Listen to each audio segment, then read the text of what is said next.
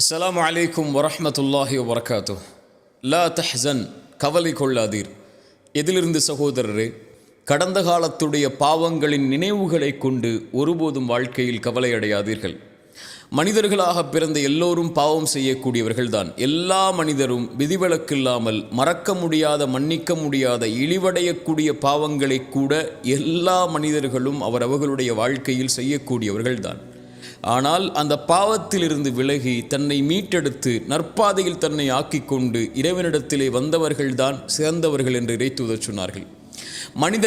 மனிதர்களில் சிலர் நல்லவர்களுடைய பாதையை பாவத்திலிருந்து மீண்டு தேர்ந்தெடுத்ததற்கு பிறகு என்றாவது ஒரு நாள் நான் இப்படியெல்லாம் பாவம் செய்தேனே, குற்றம் செய்தேனே, அநீதம் செய்தேனே, இறைவனிடத்திலே நான் இப்படி குற்றவாளியாக இருந்தேனே, இப்போது நல்லவர்களாக நான் வாழ்ந்தால் மட்டும் என்ன ஆகப் போகிறது என்ற கவலை அடைந்தாலோ, அல்லது அவன் செய்த பாவத்தை குறித்து மனிதர்களில் சிலரோ அல்லது பலரோ அவனை கை நீட்டி, நீ இப்படி பாவம் செய்தவன், அநீதம் செய்தவன், குற்றம் செய்தவன், உனக்கெல்லாம் இறைவனுடைய பாதையில் இருப்பதற்கோ இப்படி நல்லவர்களுடைய பாதையில் தேர்ந்தெடுத்து வாழ்வதற்கோ என்ன தகுதி உண்டு என்று அவனுடைய உள்ளத்தை உடைக்கும் போதோ அவன் கவலை அடைந்து தன் வாழ்வு இனிமேல் நற்பாதையில் எதற்கு என்ற சிந்தனையில் ஆக்கிக் கொள்கிறான்.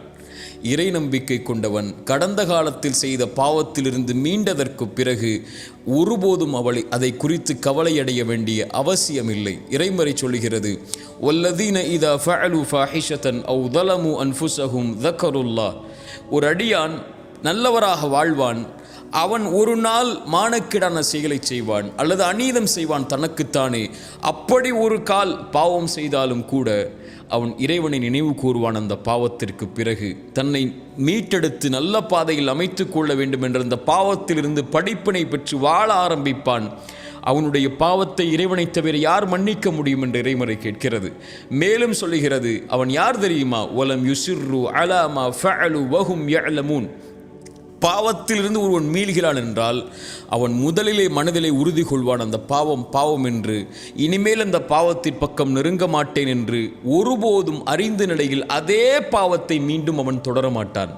இப்படி நற்பாதையில் இருக்கக்கூடிய எவரும் கடந்த கால பாவத்தை குறித்து கவலையடைய வேண்டிய அவசியமில்லை. ஏனென்றால் அவர் செய்த பாவமே அவருடைய வாழ்வில் இல்லை முன்னால்.